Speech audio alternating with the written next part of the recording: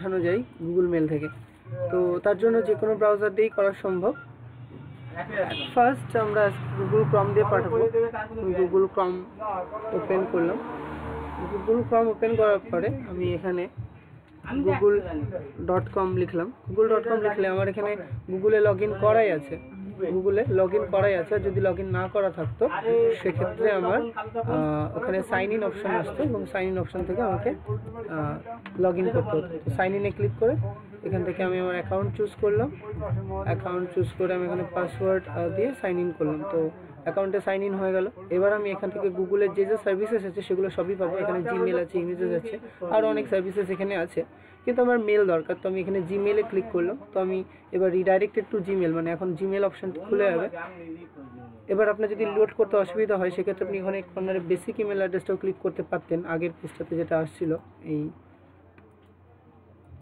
এবার আমি নতুন মেল পাঠাতে গেলে আমাকে কম্পোজে ক্লিক করতে হবে। কম্পোজ বলে অপশানটায় ক্লিক করলাম। এবার এই যে টু বলে যে এখানে যেই কম্পোজে ক্লিক করবো তখন এখানে এই ডায়লগ বক্সটি খুলে যাবে। এখান থেকে টু অর্থাৎ যাকে মেল পাঠাবো তার অ্যাড্রেস এখানে দিতে হবে। আমি এখানে semi.rytsoft.ca@gmail.com দিলাম এবং সাবজেক্ট দিলাম টেস্ট মেল।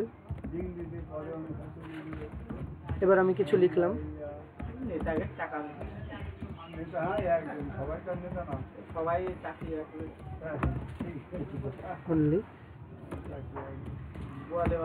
ওকে, এবার আমি যেই সেন্ডে ক্লিক করব তখন মেলটি চলে যাবে। এবার যদি কোনো অ্যাটাচমেন্ট দিতে হয়, অর্থাৎ কোনো ছবি বা কোনো ভিডিও বা কোনো ডকুমেন্ট সাথে দিতে হয়, তখন কী করবে?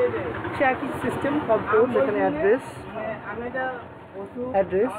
কি সাবজেক্ট, সেটা অ্যাড্রেস কি সাবজেক্ট এবং সাবজেক্ট দিলাম, দিয়ে এখানে কিছু লিখলাম। লেখার পরে এখানে আমি এটা হচ্ছে অ্যাটাচ ফাইল। আমি অ্যাটাচ ফাইলে ক্লিক করে যে ফাইলটা দিতে চাই, সাপোজ আমি এই ফাইলটা পাঠাবো, তো এই ফাইলটা সিলেক্ট করলাম, ওপেন করলাম, ফাইলটা আপলোড হচ্ছে।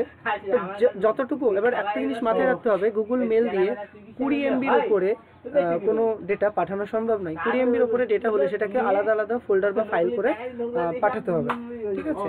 আর 20 MBর উপরে হলেও পাঠানো সম্ভব, তখন আমরা গুগল ড্রাইভ ইউজ করব, কিন্তু সেটা পরবর্তী একটা অপশানে জানবো।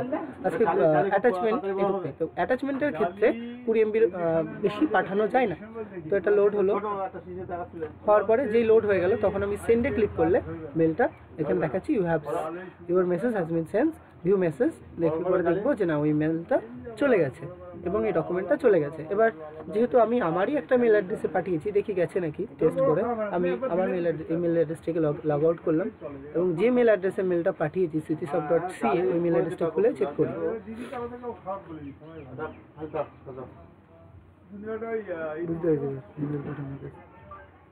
কে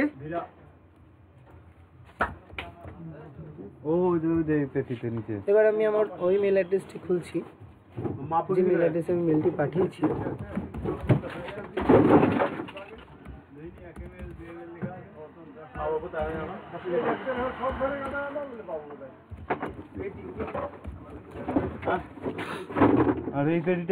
এবার আমি আমার মেল অ্যাড্রেসটি চেক করি, এই মেল অ্যাড্রেসটি যে মেল এসছে কিনা।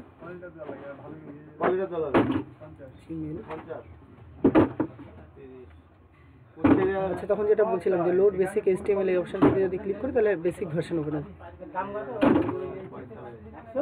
আচ্ছা, এখানে দেখছি আমার ওই মেল অ্যাড্রেস থেকে মেল এসছে, DRT যে সাবজেক্ট নাম দেওয়া ছিল সেটা এখানে চলে এসছে এবং টেস্ট মেল দুটোই এখানে এসছে। তো সুতরাং আমরা আজকে জানলাম যে কীভাবে যেটা পাঠাবো সেটা আমরা কোনো পাঠাতে হয়।